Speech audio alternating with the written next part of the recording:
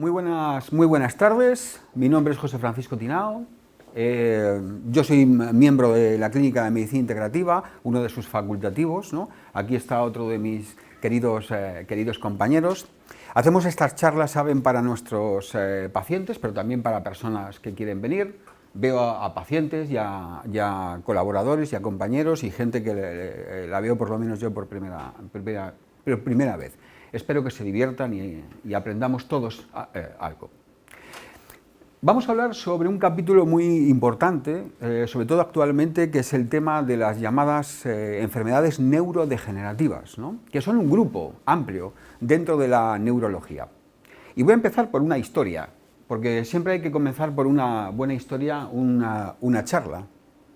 Bueno, esta es la Clínica de Medicina Integrativa, ahí está nuestra dirección web. Se la pongo porque hay una cantidad de información que hemos metido a lo largo de estos años, llevamos ya 10 años de trabajo, vídeos, documentos, ustedes pueden descargárselo gratuitamente, ver vídeos, es una fuente de información, creo, muy notable, hay una gran biblioteca, por eso se la pongo aquí, ¿no?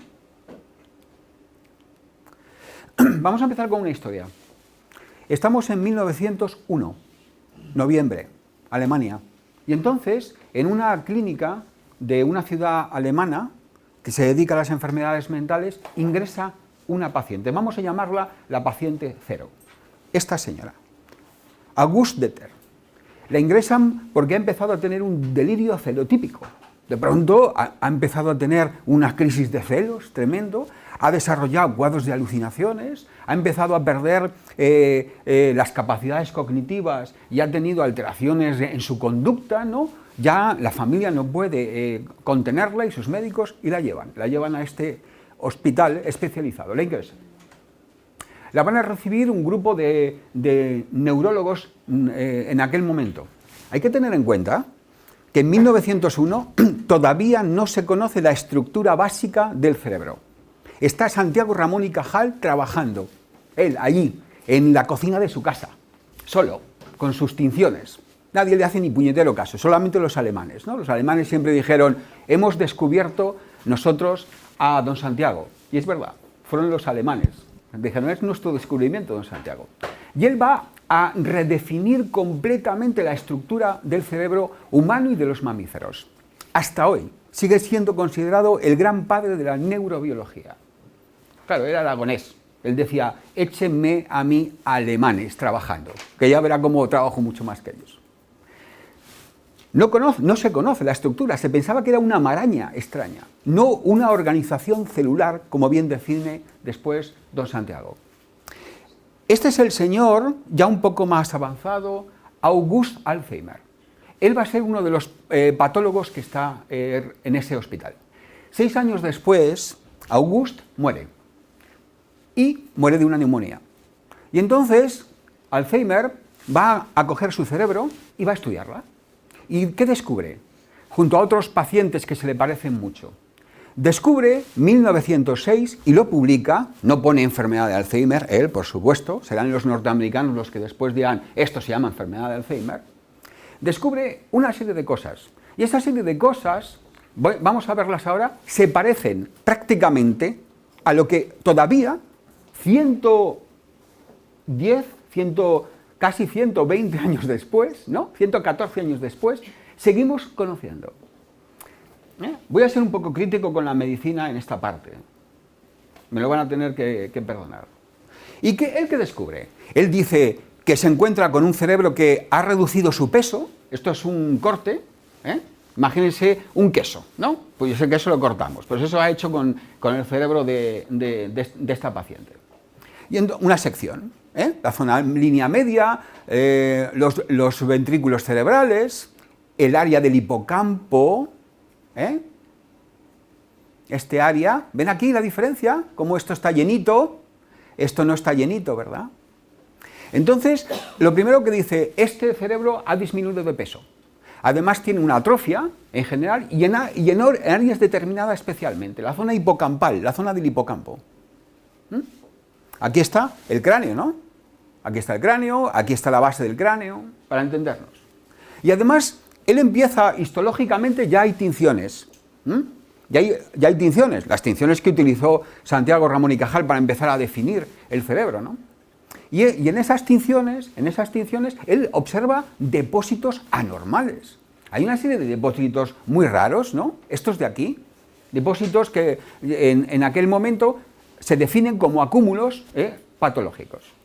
Esos depósitos amiloides, las famosas placas seniles, son una de las características esenciales de la enfermedad de Alzheimer. Una de sus características histológicas. Bien. Fíjense, cuando se hace una resonancia magnética, ya tenemos resonancias magnéticas, ¿no? Afortunadamente, de pronto vemos que el cerebro de un paciente con enfermedad de Alzheimer tiene áreas en donde pierde su densidad, ¿no? Respecto a un paciente que no lo tiene. Y fíjense este hipocampo y este otro, ¿no? ¿Cómo están? ¿Cómo son distintos? Este tiene agujeritos, huecos, ¿no? Pérdida de masa.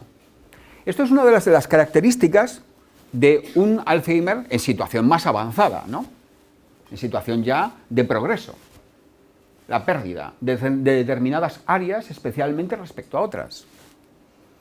Y luego viene este señor, y lo siento porque como yo no solamente me interesa la medicina, me interesa mucho la historia, me interesa la politología, me interesa muchas cosas, ¿no? Pues entonces me permite intercambiar. Y a mí que me interesa mucho la historia, ¿no?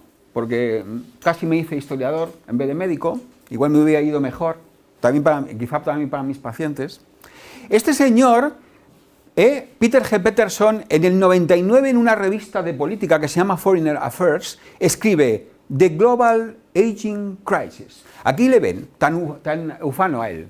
Qué mala suerte tiene, porque en esa publicación hay otro individuo, un gris politólogo que se llama Fukuyama, que va a escribir un artículo que va a desbordar a todo el mundo. El fin de la historia. Lo titula Fukuyama. ¿Saben por qué? Porque la URSS ha caído. Y entonces él ya plantea que solamente va a haber un mundo hegemónico en los Estados Unidos. Ese artículo dominará la politología por encima de todo. ¿Qué le pasa a este artículo que va justo en este número, que queda atrapado, un nubilado tapado? Este señor ha sido asesor de 2 presidentes de los Estados Unidos. ¿Y qué viene a decir? El tema del envejecimiento, uno de los factores claves que va a determinar el futuro de la humanidad. Y es así, empieza a serlo ya así. Estamos en los albores de ese cambio. Si ustedes se fijan bien, fíjense en la calle, a ver cuántos niños ven. Ahora les pongo las líneas demográficas. Fíjense lo que han votado los británicos con el Brexit. ¿Y quién ha votado? Me quiero salir de la Unión Europea, y quiénes están en contra de eso. Los viejos, los ancianos, ¿no? Hipotecan el futuro de los jóvenes. ¿Por qué? Porque son más. Como ocurre cuando se vota en determinadas áreas de los Estados Unidos, de Florida, por ejemplo. Entonces, esto es un asunto, el envejecimiento tiene implicaciones económicas, también de salud, sanitarias, como lo vamos a ver. Miren, esta es la demografía de nuestro país. Esto era en 1975, ¿no? Claro, esto es un triángulo, y en los triángulos de este tipo la base debe ser mayor que la altura, ¿no? Aquí están la edad, hombres, mujeres, las cohortes, el número de personas. Según vamos avanzando, pues lógicamente van quedando menos en cada generación. Siempre hubo gente mayor, siempre hubo gente que llegó a los 95. ¿Cuál es la diferencia hoy en día?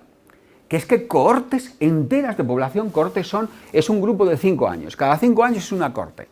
Cohortes enteras están llegando a edades avanzadas, estamos. Es decir, un éxito.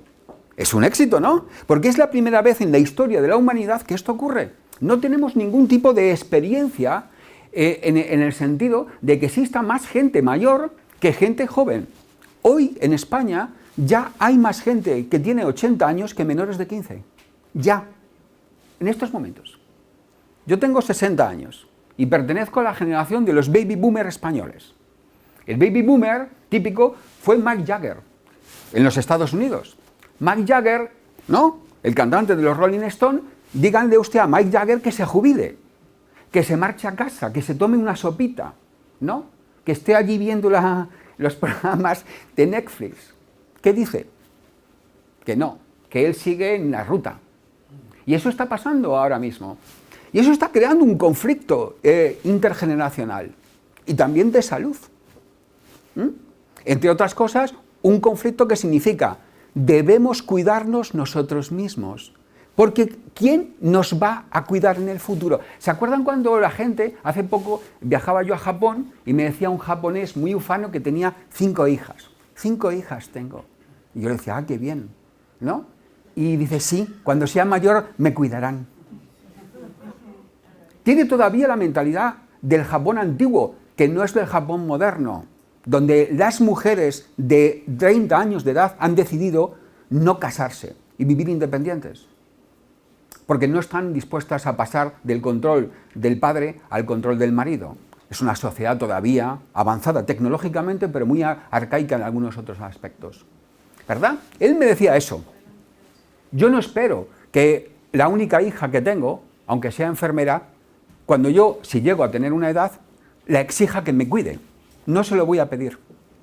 Creo que no es posible. ¿Qué tengo que hacer? ¿Una obligación?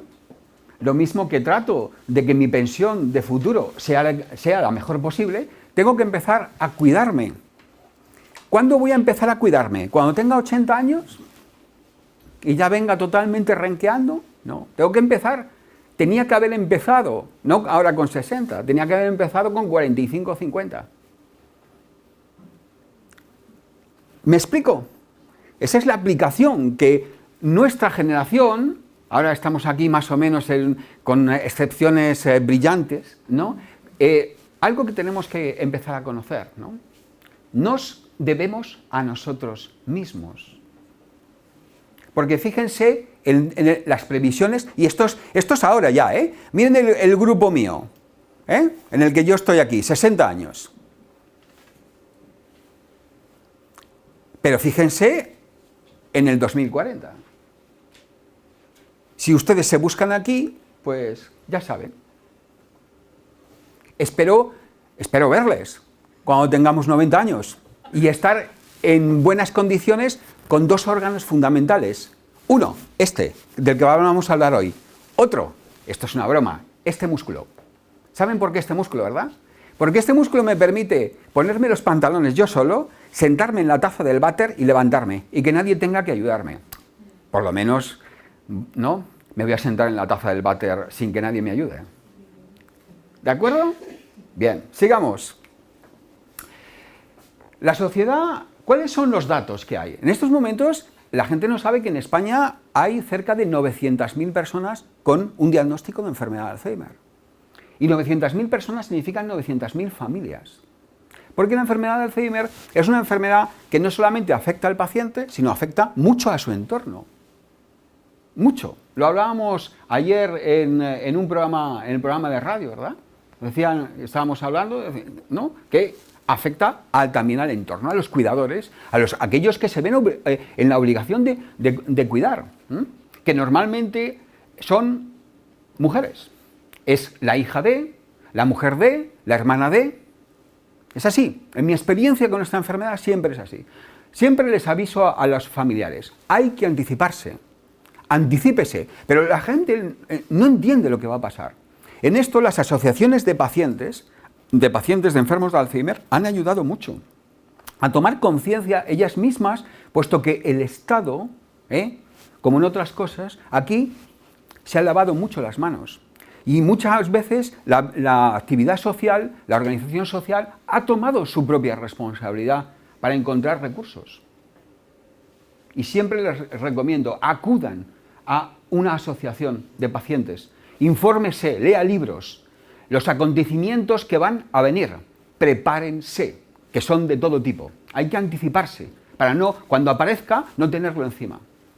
Fíjense, 800.000 se calcula, pero es que la Sociedad Española de Neurología dice que un 25% no están diagnosticados.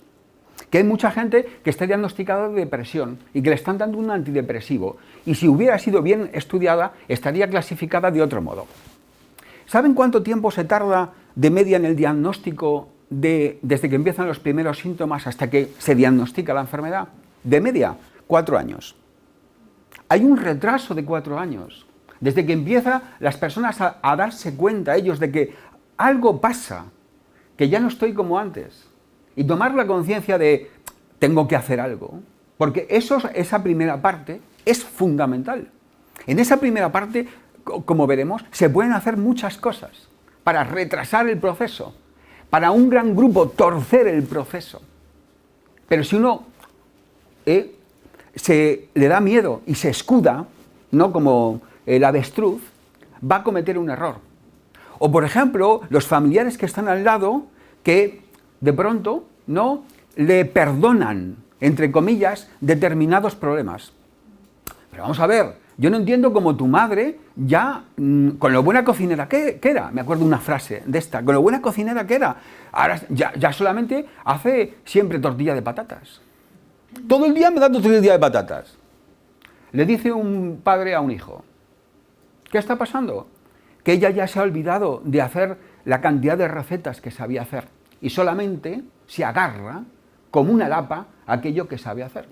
Se pone excusas. Todos nos ponemos excusas, ¿verdad? 40.000 casos nuevos al año. Pero es que, fíjense qué bueno, los hábitos saludables podrían reducir un 40% los casos. ¿No? Bueno.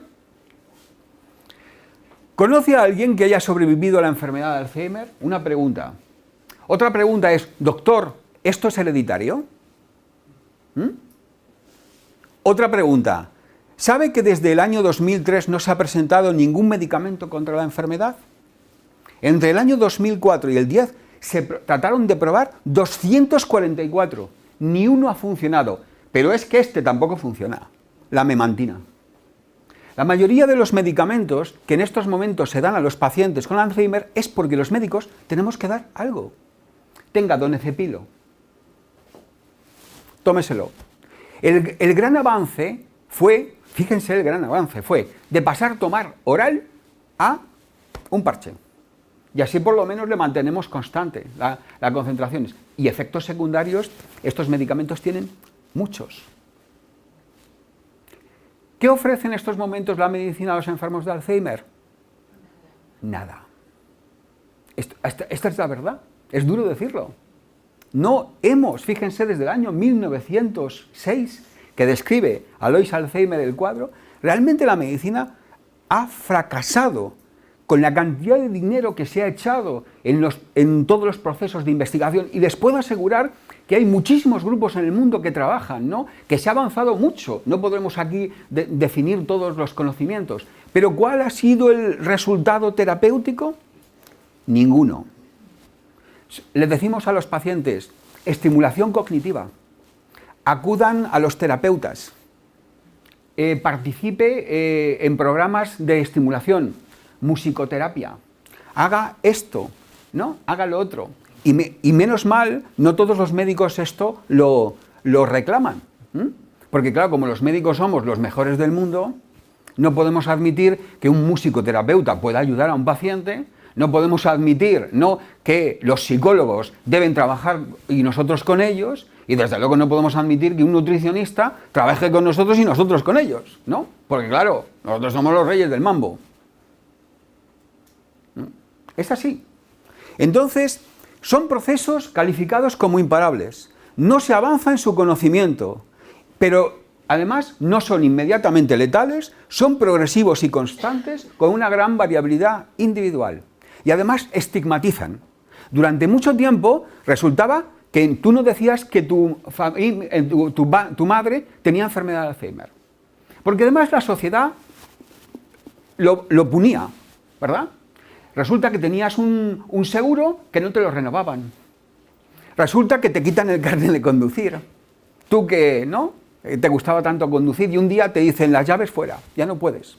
O, ¿no?, empiezan tu vida a reducirse. Podemos entonces decir que bajo este paraguas hay distintos tipos de alteraciones que a los médicos nos gusta mucho clasificar, pero que en realidad luego terapéuticamente tenemos escasos recursos. Pero resulta que todo el organismo está interrelacionado y el cerebro también. El cerebro ocupa el 2% de nuestro peso corporal, solo el 2%, pero consume el 20 al 25% de la energía que producimos. Es una máquina de trabajo increíble. Incluso cuando están durmiendo, en el sueño más profundo, si vieran su electroencefalograma, verían la actividad frenética que desarrolla. En aquel momento parece que se ha vuelto loco, ¿no? Está descargándose, ¿no? Como una bobina eléctrica que en aquel momento reseteando como un magnífico ordenador. Y si eso no lo consiguen, se levantarán por la mañana y dirán, parece que no he dormido, ¿no? Hay ahora unos relojitos estupendos que le indican a uno sueño profundo y tal. Eso es una cosa muy interesante, ¿no? Yo lo recomiendo porque uno de mis grandes problemas, luego les voy a presentar mi cerebro, ¿eh? Me da miedo. No hay nadie de Hacienda por aquí, ¿verdad? Entonces, prácticamente eso y a mi madre a los únicos que tengo miedo. Al resto ya no. Entonces, todo el organismo está interrelacionado. Claro, si yo digo que tener buena salud cardiovascular es proteger su cerebro, dicen, ¿de qué está hablando este señor? Si yo digo que andar y hacer ejercicio físico es esencial para proteger a su cerebro, ¿de qué está hablando este señor? Si digo que divertirse, reírse, bailar, pasárselo bien, tener buenos amigos, al que da el mal rollo, quita, que encuentres la paz que dejas. Eso es recomendabilísimo, ¿no? Inmediatamente hay que hacerlo. Porque todo lo que es el cortisol, el estrés crónico, como lo veremos, lesiona a su sistema nervioso central. De una manera que les puedo asegurar, hay evidencias científicas, porque se han hecho todo tipo de estudios sobre ratas de laboratorio. Y efectivamente así ocurre, sometiéndolas a un estrés parecido al que pueden tener los humanos. Estrés crónico, constante. La medicina integrativa es un nuevo modelo de trabajo. No es medicina alternativa, es un nuevo modelo que busca enfrentarse a lo que hemos visto, al envejecimiento de la población, porque claro, el envejecimiento conlleva cronicidad. Resulta que en estos momentos el 50% de la población española consume por lo menos un medicamento. Que la media de patologías designadas son, de los que no están ingresados, la de 6. Artrosis, diabético, hipertenso, no, tengo el colesterol elevado, Nos reímos, ¿verdad? Y entonces uno tiene una lista y junto a esa lista le dan otra lista de medicamentos, ¿no? Yo tenía a un profesor, a un jefe, que cuando venía una lista, aparecían 14 y decía, me acuerdo, era gente mayor que había estado con Jiménez Díaz, decían, quítele 3 o 4. Y nosotros decíamos, ¿pero cuáles? Y decían, cualquiera, mejorará. Nosotros pensábamos, el jefe está loco, ¿no? Es que éramos demasiado jóvenes. Pero mejoraban, decían, quítele 3 o 4, ¿pero cuál? Decían, no, da igual, cualquiera, mejorará. Entonces, fíjense cómo este sistema nuevo trata, en primer lugar, de cambiar al modelo médico, pero también trata al paciente de hacerle el espacio que le corresponde. Nada de dependiente, nada de usted se toma esto y a callar. No. ¿Usted qué va a poner para sí? ¿Qué va a hacer? ¿En qué va a cambiar? ¿Tiene interés por el cambio? Ya saben que el cambio es lo más complicado. Todo el mundo tendemos a hacer lo que hemos hecho siempre. Cambiar es complicadísimo. Y sin embargo, la sociedad actual, la sociedad nueva demográfica, las nuevas enfermedades, las nuevas situaciones, se dan cuenta de que nos obligan al cambio, especialmente a los que tenemos una determinada edad, en que hemos visto que el cambio siempre se ha producido. Pero ¿cuál es la diferencia? El cambio ahora es acelerado. Vamos a un ritmo endiablado. Y claro, el ser humano es un todo, ¿no? Y fíjense las líneas de trabajo, cómo lo espiritual, lo mental, las emociones fuerzan a lo corporal. ¿Y qué le pasa a la medicina? A la medicina actual le interesa esto solo. Esto es de psiquiatría, mal rollo, y esto, eso es Eso son pseudociencias, ¿no? Seguimos como prácticamente hace tiempo. ¿Bien? Pero este nuevo modelo se está implantando cada vez más. Cada vez avanza. ¿Por qué? Porque lo piden los pacientes. El cerebro es este magnífico órgano. Aquí lo tenemos. Con una dinámica excepcional. Fíjense el número de conexiones neuronales que tenemos. ¿Se creen ustedes que la actividad enzimática de una enzima es posible que sea la limitación de este órgano? Ahora mismo, no sé cuántos somos aquí, pero ahora mismo cada uno de nosotros en esta circunstancia tenemos una percepción distinta. Si nos grabaran y dentro de 3 horas nos pidieran recordar las circunstancias, cada uno de nosotros diríamos algo distinto. Y diríamos que aquello no era verdad. Y lo tendríamos que ver. Fíjense cómo nuestra memoria, nuestra propia percepción nos juega. Habrá entre ustedes algunos que ahora mismo hayan desconectado. Ya no me interesa lo que dice. Estarán pensando en sus cosas. O en un recuerdo de algo que yo he dicho. O las sensaciones de su cuerpo, alguna molestia. ¿No? Todo eso influye. El calor de la sala, la percepción que tengo, lo que me acaba de decir ahora mi hermano según venía en el móvil, que joder lo que uno tiene que oír. Todo eso está ahora mismo, ¿no? En cada instante. ¿Eso puede estar vinculado a vías enzimáticas? Es imposible. Imaginación, memoria, recuerdos, acción inmediata, percepción de su cuerpo, elementos externos, elementos internos. Es magnético, va a velocidad de la luz. Y eso la medicina, la neurobiología todavía no lo entiende.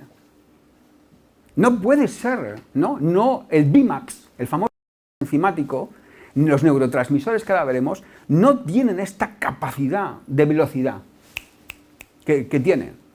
Realmente este órgano es cósmico, con un altísimo consumo de oxígeno. Y además resulta que está súper protegido. Tiene una barrera que se llama hematoencefálica. Esta barrera hematoencefálica, esta de aquí, en donde hemos hecho un esquema, esto es un vaso sanguíneo intracerebral, y ese vaso sanguíneo, no se crean ustedes que está así, que está súper protegido con un conjunto de células, y además con unos pies, estos de aquí, que se prolongan de unas neuronas, que son un tipo de neuronas que se llaman astrocitos. Claro, ¿qué ocurre? Que además aquí, créanme, hay fuerzas centrífugas y centrípetas, energéticas. Como el juego de los niños, ¿no? En la ronda, ¿no? ¿Cómo el juego ese que empiezan a dar vueltas alrededor de un eje, se cuelgan? La noria, ¿no? Esa fuerza centrífuga evita que muchas sustancias entren. Por eso la quimioterapia en los tumores cerebrales prácticamente no sirve. Porque no puede entrar por aquí. No se deja. Ah, pero por ahí sí entran virus.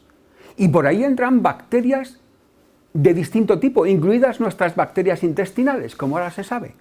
Se ha descubierto que hay bacterias del intestino nuestro en el cerebro. ¿Pero y qué hacen ahí? Y eso se ha descubierto hace poco. ¿Pero qué están haciendo ahí? ¿Cómo es posible que hayan llegado ahí y las hayan dejado estar y no se la carguen? Algo harán, ¿no? No lo sabemos todavía. Por eso sabemos que la microbiota, nuestro intestino, también tiene que ver con nuestro estado de ánimo, con nuestra manera de ser. Y hay estudios fantásticos en cárceles o con niños conflictivos que cuando les cambias la dieta, dejas de que coman comida basura, resulta que lo que antes era un animal se convierte en un caballero. Más o menos. Pero desde luego reduce la conflictividad. Cosas interesantes, ¿verdad? Nos queda mucho por aprender. Bien, todas estas son señales de alarma de la aparición de un Alzheimer. Olvidarse o tener dificultades para recordar información reciente. La pérdida de la memoria reciente.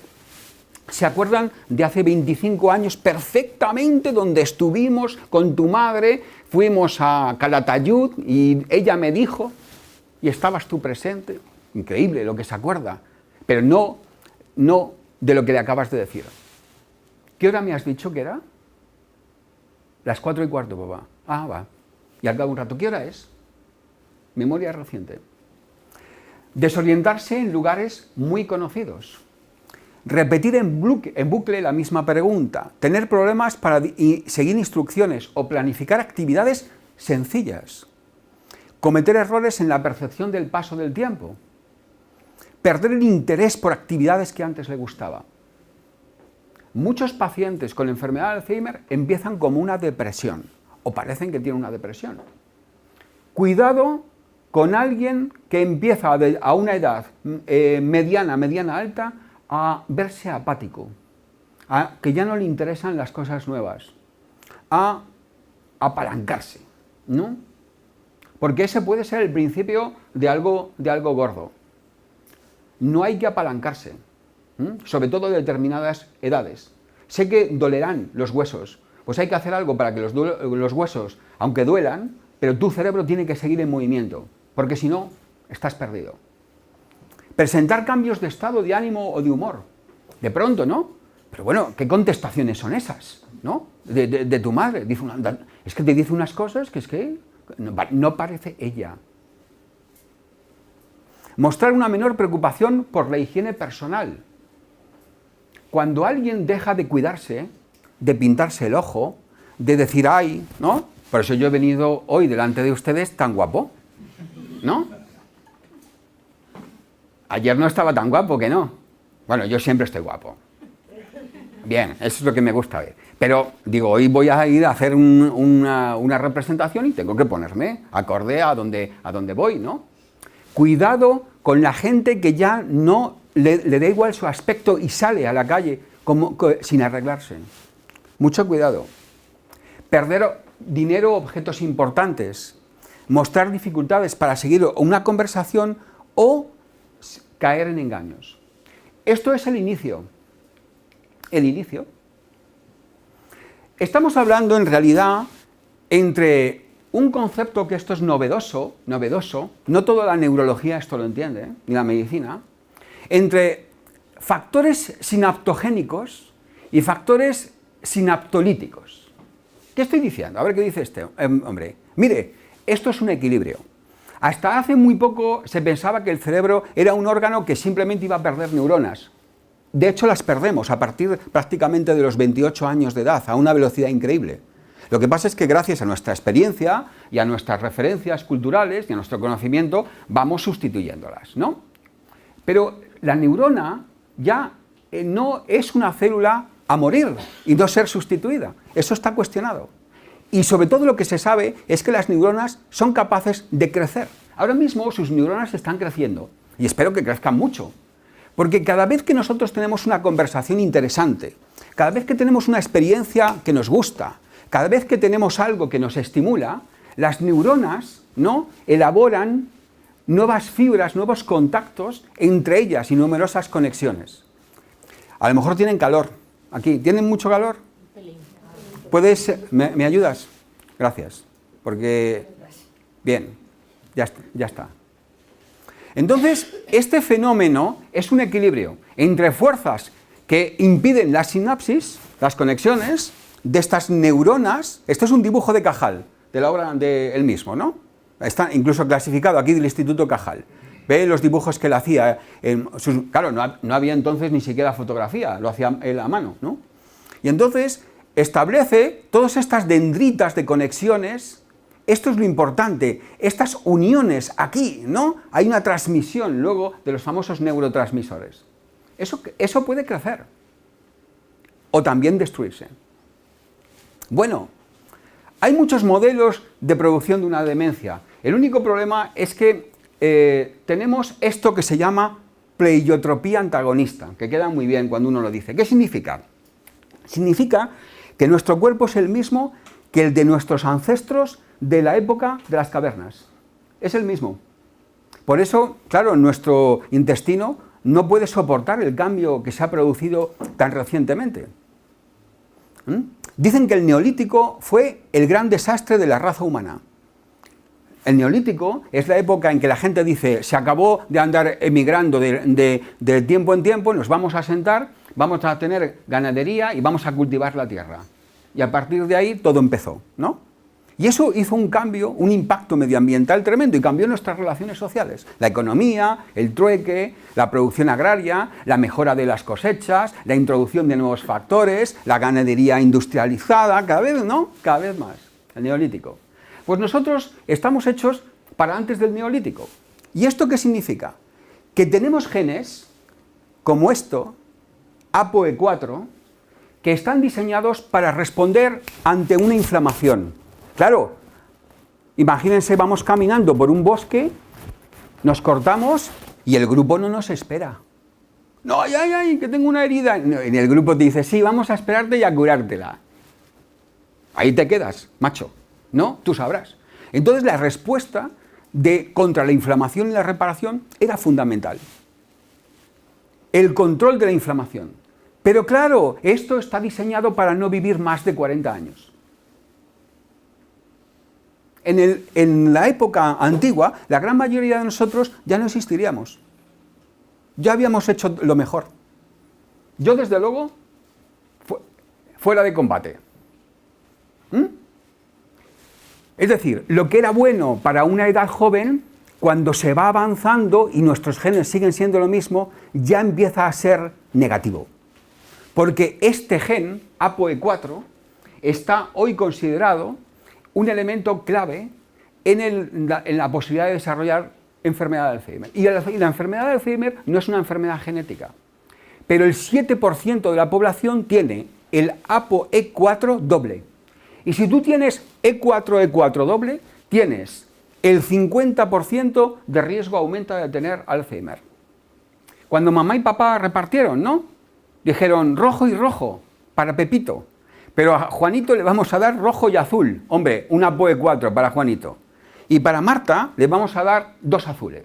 2 ApoE4 para Marta. ¿Significa que Marta, por definición, va a tener Alzheimer? No. ¿Pero que tiene malas cartas? Sí.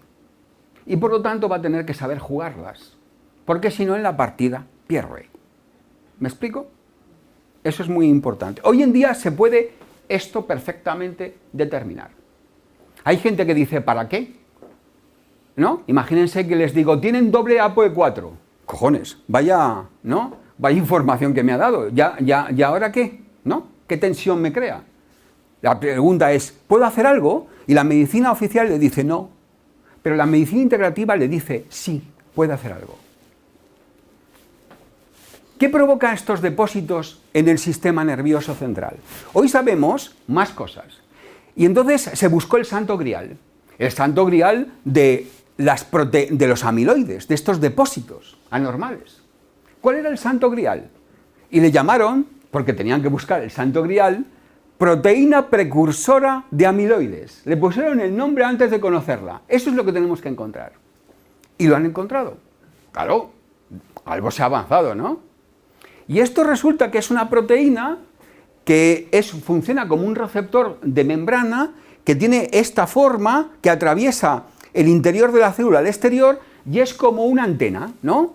Nuestras células, muchas de ellas tienen antenas. Tienen una proteína, como un gusanito, que saca una antenita, ¿no? Se mete por la membrana y entra dentro de la célula. Y entonces, claro, lo que nota aquí, lo transmite aquí, ¿no? Dice, ¿qué está pasando aquí fuera? Pues mira, esto, ¿no? Da una respuesta. La célula no está aislada. Es como un pez en el agua, ¿no? Un pez nota si le haces un cambio de presión osmótica, si le cambia la salinidad, si hay nutrientes o no hay nutrientes. Como ustedes, como yo, ¿no? Antes, de pronto, ¿verdad? ¿Qué calor hace? Podemos quitar, notamos, igual lo hace la neurona. Y resulta que este sistema se puede fragmentar, porque hay unos enzimas que la fragmentan. Y qué mala suerte, puede fragmentarse en 2 o en 3 trozos. Si se fragmenta mal, se fragmenta en 3 trozos, en vez de 2, pues hay una parte que tiene una serie de aminoácidos, ¿no? O sea, esta estructura tiene 695 bases. Imagínense unidades, ¿no? 695. Y resulta que la mala, como se fracciona la mala, es esta que tiene 42. Y entonces esta se queda fuera y ahí genera una inflamación y se empieza a acumular. Y este factor es un factor que impide la sinapsis. histolítica. No sé si me he explicado. Es complejo, ¿eh? Trato de explicarlo, pero esto es un poco complejo. Bien. Entonces resulta que si se fragmenta en 4 partes, pro-Alzheimer. Si se fragmenta en 3 o en 2, anti-Alzheimer. Por un conjunto de enzimas que aquí intervienen frente a esta proteína precursora, que normalmente existe y que debe existir. Aquí la tenemos. Y resulta que si entra por la vía amiloide, resulta que hay un trozo, este trozo, que se deposita y empieza a depositarse en acúmulos como desechos. Ahora, si se rompe en una parte, resulta que no, esta parte no lleva el pathway, la vía de amiloidogénesis. Qué tontería, ¿verdad? Fíjate. Y entonces hay que empezar a preguntarse, ¿qué es lo que hace que esto funcione para no hacerlo? ¿Y qué es lo que hace que esto funcione para hacerlo? ¿Verdad? Parece lógico, ¿no? Bien. Porque si no, el resultado es esto. Luego resulta que hay personas de 95 años con una mente estupenda que les donan su cerebro, les hacen un estudio y tienen placas de amiloide como estas también. Y no tienen deterioro. ¿Por qué? No se sabe. Claro, factores tróficos, alteraciones hormonales, presencia de tóxicos y biotoxinas. ¿Han visto lo que está ocurriendo en Hermoa, no? La noticia de esa montaña de desechos que nadie ha controlado y que de pronto allá que te va. Y resulta, ¿han visto la noticia, no? Que el gobierno vasco, podría ser cualquier gobierno, da igual, ¿no? No tengo nada contra ellos, especialmente. Entonces, les ha dicho, no pasa nada. Ya sabe lo que decía Céline, ¿no? El fantástico escritor maldito francés decía, cuando los poderosos se preocupan de ti, sal corriendo. Eso es lo que escribía Céline. Claro, no está dentro de los hombres ilustres de Francia. Entonces, no, factores de tipo distinto. Y ahora les dicen a la población que no pueden salir, que un partido de fútbol no se puede hacer, que tienen que salir con máscaras y tienen que cerrar. Y la pregunta que ellos se hacen, que son más listos que su gobernante, es decir, oiga, ¿y la carne de las vacas que estamos comiendo desde hace años, esto no ha pasado las aguas freáticas, agua freática, hierba, vaca, ser humano? ¿Ahora qué me está contando? ¿No? La gente está empezando a darse cuenta de que todos formamos parte de este ciclo, ¿no? Genes, alteraciones en nutrientes, fíjense, ¿no? Porque claro, el resultado puede ser las alteraciones que hemos visto, ¿no? Las zonas alteradas. Y resulta que hay un montón de cosas que yo no puedo explicarles, ¿no? Pero que me gustaría, ¿no?, avanzar un poco más para darles ciertos enfoques. Esta es la zona del hipocampo, que es especialmente complicada. En esta zona es donde nuestros recuerdos quedan empapados. ¿Y saben qué recuerdos son los que quedan más empapados? Los que están asociados a emociones. Y tanto emociones negativas como emociones positivas. O sea que mucho cuidado con las negativas. Y bienvenidas las positivas, ¿no? Porque aquí se impregnan, registradas. Hoy en día tenemos magníficas tecnologías para determinar la presencia de beta-amiloide en un cerebro, ¿no? Con técnicas determinadas. Aquí se ven los ejemplos de cómo este paciente, ¿no?, tiene frente a un cerebro normal áreas en donde están esas placas de amiloide. Y frente a este deterioro progresivo y a un deterioro en las capacidades cognitivas, ¿no?, existen otra serie de manifestaciones amplias, psiquiátricas, alteraciones conductuales, que son las que más afectan a los familiares, ¿no? No es que papá haya perdido la memoria, es que cada vez que me ve, pues empieza a gritarme y a llamarme puta. Y es algo que no lo puedo aguantar, ¿no? Porque papá, fíjate con lo amoroso que era. La gente tiene que aprender que no es su padre que está ocurriendo, es la enfermedad. Y entonces ese impacto emocional genera mucha tensión dentro de la familia. Porque él ya tiene alteraciones psiquiátricas y alteraciones conductuales, no solamente pérdida de memoria. Hay nuevas formas de diagnóstico. Fíjense, ¿no? Los del reflejo pupilar. Estudios nuevos, con nuevas cámaras virtuales. Esto es bastante novedoso. Y el famoso NeuroTrack. Cuando se le presenta dos imágenes a una persona, una nueva y otra conocida, los monos, que los estudian, pero ya están haciendo sobre humanos, fijan más tiempo la mirada en la primera. Lo nuevo nos interesa más.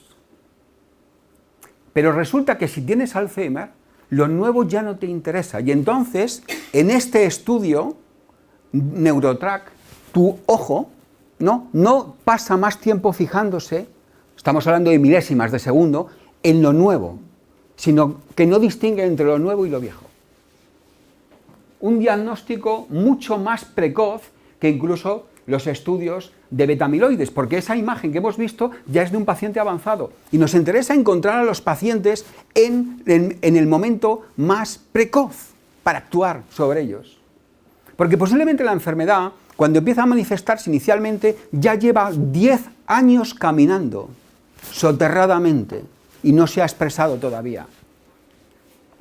Es lo que se llama deterioro cognitivo leve. La idea es que hay un envejecimiento normal, no es lo mismo tener 90 años que 25, ¿verdad? No es lo mismo tener 60 años, 61 el mes que viene, que 30. Pero, claro, una cosa es esto y otra cosa es esto, deterioro cognitivo leve, y otra cosa es el camino a la demencia. Y aquí hay un conjunto de cosas que intervienen. El equilibrio, acuérdense, sinaptolítico, ¿no? Destrucción de sinapsis, formación de sinapsis. Y hay muchos subtipos hoy en día. Pero fíjense que el elemento inflamatorio es esencial. Cuando se habla de inflamación, no se habla de un golpe y se me inflama, no se habla de artritis reumatoide, que también es inflamación, o enfermedad de Crohn, ¿no? Inflamación es el mecanismo de defensa que nuestro sistema inmunitario utiliza para defenderse de algo externo o ajeno. Y aquí también interviene, en nuestro cerebro, reflejando esto, todos los procesos sinaptoclásticos. Y resulta que hay distintos tipos. Fíjense, ¿no? Uno, que es este, que les ponía por lo de este sitio, el tipo tóxico 3, muy frecuente. Es un marcador de respuesta ante determinados componentes que vamos, ¿no?, en nuestro cuerpo adquiriendo. Hoy en día, la medicina tiene que ser una medicina. A principios del siglo pasado fueron las bacterias y los virus, pero desarrollamos antibióticos y lo logramos controlar. Ahora ya han visto cómo los virus están cambiando, a lo mejor por acción humana, intencionada. ¿Quién sabe? No se sabe. Pero ¿qué es nuestro problema? Las resistencias bacterianas, y el problema ahora mismo es los tóxicos, que nos atacan por todos los lados. A mí cuando los pacientes me dicen, ¿pero y por dónde tengo yo estos tóxicos? Y le digo, por todos los lados. Por el agua, por el aire, por el señor que hace así con el spray y huele bien, ¿no? Por los cosméticos, por las señoras, atención, ¿no? El desodorante. La mama está aquí. Y aquí están los ganglios linfáticos de la mama. Cuidado con eso. Este es un campo, por lo tanto, que cada vez es mayor, más interesante de estudiar. ¿Podemos neuroproteger? ¿Podemos hacer algo? ¿Podemos conseguir? Y fíjense la cantidad de publicaciones. Esta es la de mi querido colega Bredensen, que ya lo han traducido al español, ¿no? El fin del Alzheimer. Empiezan a producirse nuevas aportaciones. Y resulta, esta me gusta mucho porque me costó anoche hasta las 3 de la mañana hacerla, entre otras cosas. Se la dedico a ustedes. Gracias. Cerebro, déficit hormonal, tengo que valorar cómo están mis hormonas, cómo están mis neurotransmisores, perdón, doy la espalda, acetilcolina, GABA, dopamina, melatonina, es tan importante, el glutamato, las vías glutamatérgicas. ¿Cómo están mis procesos de inflamación crónica? Se ha vinculado el herpes simple a la enfermedad de Alzheimer, pero también se ha implicado la periodontitis. Infecciones gingivales muy importantes también, porque se han encontrado las mismas bacterias de senos paranasales y de los dientes aquí. Y por supuesto el síndrome metabólico, ¿no? Eso que hoy en día campa por sus respetos. Estoy hablando de hipertensión, obesidad, diabetes mellitus tipo 2, hipercolesterolemia, hipertrigliceridemia. Eso que dicen que no se puede hacer nada y que toda la vida vas a tener que tomar antidiabéticos. El estatus genético, que es un elemento más, y los tóxicos. Y también las alteraciones en micronutrientes. ¿Se han preguntado ustedes qué homocisteína tienen ustedes? La mejor homocisteína es inferior a 7. Y he encontrado, una vez me dijo un amigo pediatra, dice, oye, es que explora al niño, me voy a la mesa, voy a apuntar, dice, y no sé lo que le he explorado, ¿no? Le hicimos la homocisteína, 42. 7, 42. ¿No? Fíjense, ¿eh? Esto, hay algunos protocolos de medicina que ya afortunadamente lo están midiendo, pero lo están midiendo como riesgo vascular. Y es también riesgo sinaptolítico. Si nos hacemos colonoscopias, ¿nos podríamos hacer una cognoscopia? ¿No? También, ¿no? Esto hay que huir de ello. Sé que es más fácil decirlo que hacerlo. La microbiota, el intestino y el cerebro. Todo un mundo. Es que quiero enseñarles mi cerebro para que lo vean cómo está. Las terapias no farmacológicas y la importancia que tienen. Aquí pasándoselo bomba, ¿no? El ejercicio físico mejora la actividad cognitiva. Está completamente estudiado, ¿no? ¿Pueden sanar las manos? Resulta que un componente de nuestra organización explica a personas, ¿no?, cómo ayudarse unas a otras a través del contacto con las manos, abrazándose, cuidándose, queriéndose. Y el Colegio de Médicos se enfada mucho, porque dice cosas que no son. Y se mete con él, se mete con todos nosotros. Y luego, la revista de investigación y ciencia dependiente Mente y Cerebro publica El tacto, claves neuropsicológicas de la percepción táctil. Hay poco que decir, ¿verdad?, frente a estas situaciones, estas injusticias del poder, ¿no? El biopoder.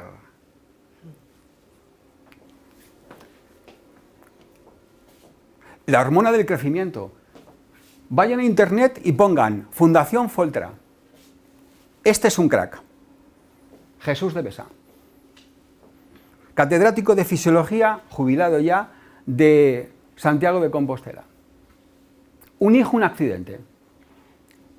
Queda con daño cerebral. Le dicen, tu hijo va a estar toda la vida fuera de combate. Él dice, no. Yo soy catedrático de Fisiología. Tengo que sacar esto adelante. Y empieza a estudiar el papel de la hormona del crecimiento. Hormona del crecimiento más un programa intensivo de rehabilitación. Ayer hablaba yo por internet con su hijo. 3 carreras universitarias. El niño, que ya es un adulto. Y entonces funda Jesús de Besa, funda Fundación Foltra. Y ayuda a mucha gente con problemas de parálisis y con problemas de deterioro, de daño cerebral. Hormona del crecimiento. No le han ayudado mucho, ¿eh? Les puedo asegurar. Miren, Fundación Foltra. El papel que tiene la melatonina como protector neuronal. Numerosísimos estudios sobre ella. Y esto soy yo. Les voy a explicar como un ejemplo, pues claro, no podía hacerlo con ustedes, lo tenía que hacer con yo mismo. Esta mañana llego a mi enfermera, a una de mis enfermeras, le digo, empieza a medirme cosas en el cerebro. Nosotros utilizamos un sistema que se llama Medtronic, un sistema de investigación que es muy específico. Algunos de ustedes han pasado por él. Y entonces le digo, pronto se me ocurren cosas, le digo, relacióname mi bulbo olfatorio, primer par craneal, y mi sistema límbico, la parte central de mi cerebro, con un marcador de inflamación, ácido araquidónico. Por supuesto lo tengo elevado. Me está diciendo que mi cerebro en estos momentos no tiene el ácido araquidónico elevado. Que tengo un problema con el cobre y con el zinc. La relación cobre-zinc es esencial, tiene que ser 1 a 1. Pero resulta que mi zinc es bajo, y eso que trato de tomar zinc, y mi cobre es alto. Mal rollo. En el cáncer, el cobre, la relación cobre-zinc también se altera. En la situación de mi cerebro tengo que poner límites. Posiblemente mi cerebro está así por distintas razones. Creo que ayer tomé por lo menos 7 decisiones absolutamente jodidas respecto a tomar decisiones sobre otra persona, muy importantes. Y cada vez que la tomo, pienso, ¿lo estoy haciendo bien? Por ejemplo, un trabajo estresante, ¿no? Resulta que mi cortisol está elevado, tengo la dehidroepiandrosterona baja, tengo una dopamina que tampoco está muy bien y mi adrenalina está en exceso, ¿lo ven, no? Vinculada. El ácido lipoico también lo tengo bajo. Ya le dije, no me sigas midiendo más. Quita, ya es suficiente. Para demostrar cómo el que está delante de ustedes tiene marcadores que no le están protegiendo su cerebro. ¿Qué me va a ocurrir si yo sigo así dentro de 10 años? Me pongo como ejemplo, ¿no? Porque esto es como el chiste. Ya saben que el chiste solamente se acepta en este país, por lo menos, si se lo aplica a uno mismo. Los demás se enfadan mucho si se lo aplica a los demás. Entonces, con este sistema, con esta técnica que es nada cruenta, nada de largas listas de análisis, nada de meterle a usted en una resonancia magnética, nada de ponerle un contraste a ver qué pasa, gastarse miles de dólares, como ocurrió con un paciente mío, que se lo quisieron llevar a Estados Unidos y pasó lo que pasó, ¿no? Porque a veces, claro, los hijos quieren, ¿no? Y entonces se equivocan. Pues entonces podemos encontrar mecanismos para empezar a hacer lo que hay que hacer, ¿no? ¿Y qué es lo que hay que hacer? Luchar contra los elementos que favorecen esto e impiden esto. Hasta aquí. Han aguantado ustedes 1 hora. Les felicito. ¿Alguna pregunta? Sí, yo le quería preguntar una cosa. Dígame. Sí, me ha llamado la atención en el test este que no sé si habrá que rellenarlo, que dice, le han picado garrapatas. Sí. Es que a mí me picó una garrapata y estuve muy malita, bueno, tan malita que me fui. Estoy aquí porque tuve que volver, pero me fui.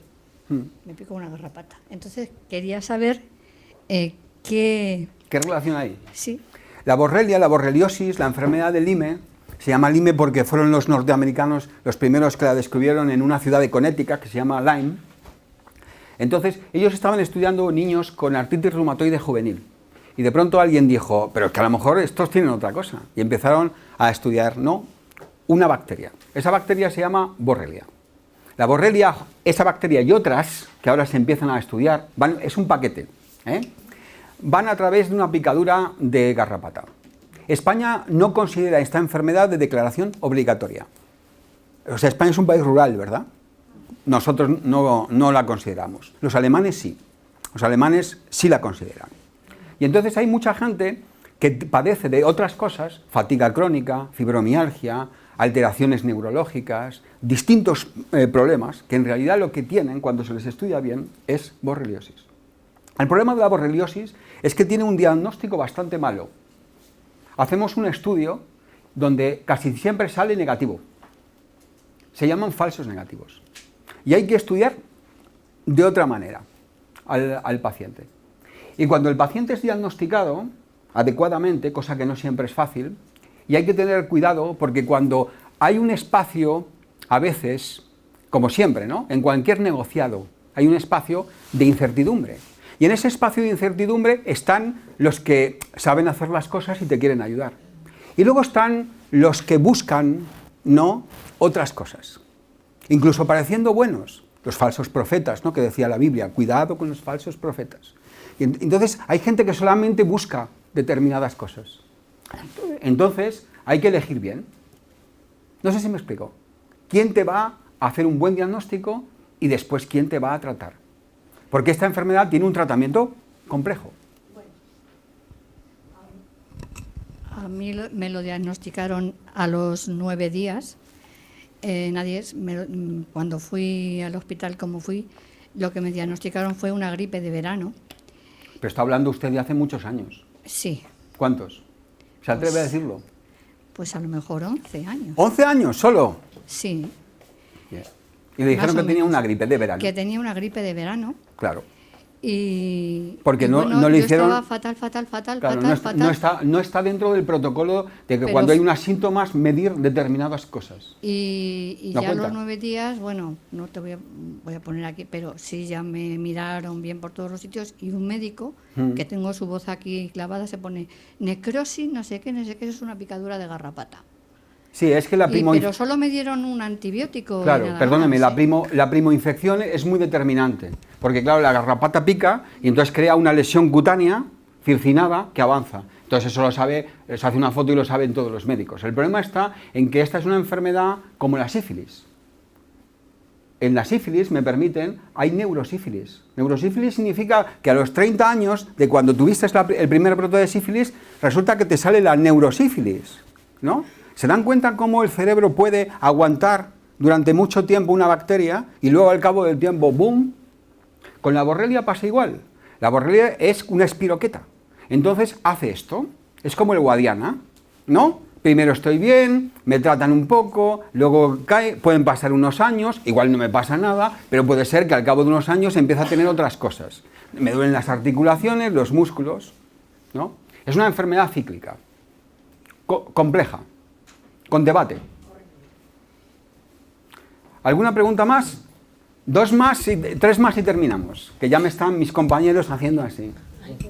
Cuando, tal como está el tema de Alzheimer, microbiota, etcétera, etcétera, ¿cuándo se diagnostica? ¿Cuáles son los criterios en este momento para decir usted tiene Alzheimer? Alzheimer es una enfermedad que siempre la diagnosticamos como probable o posible. El único diagnóstico de certeza de la enfermedad de Alzheimer es por autopsia. Lo siento.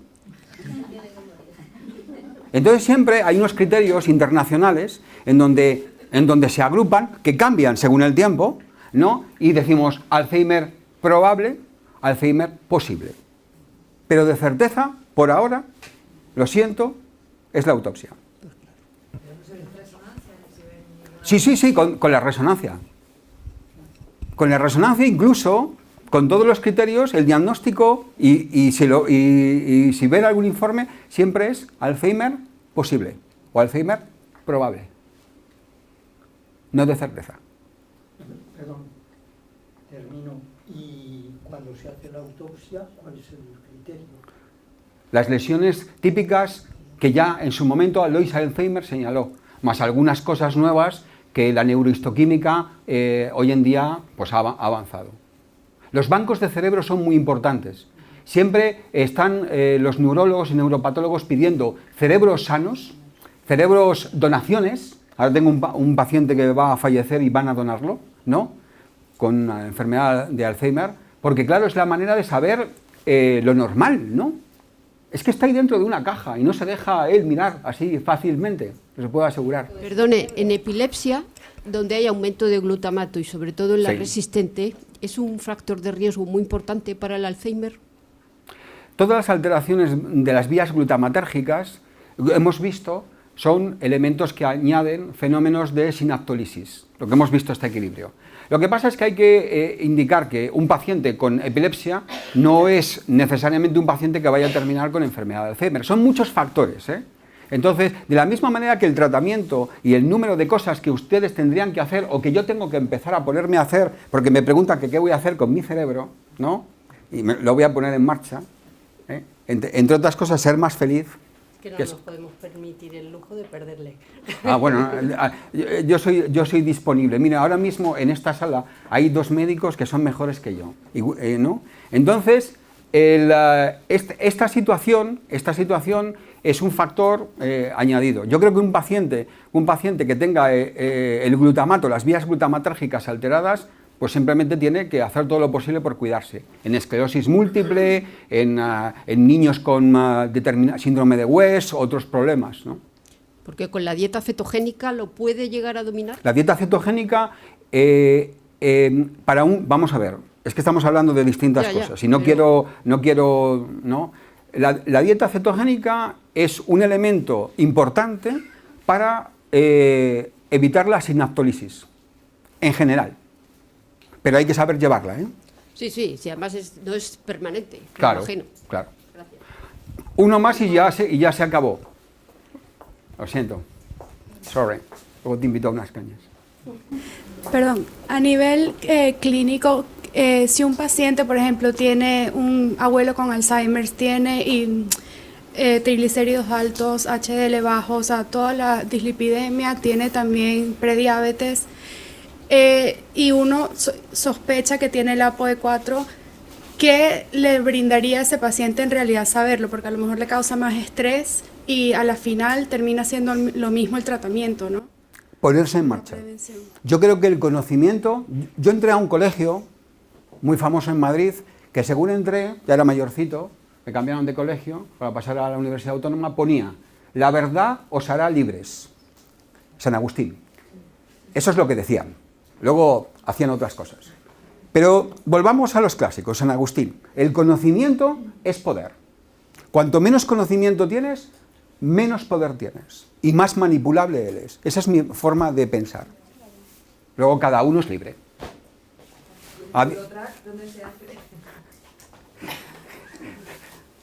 Hasta luego. Internet, Neurotrack.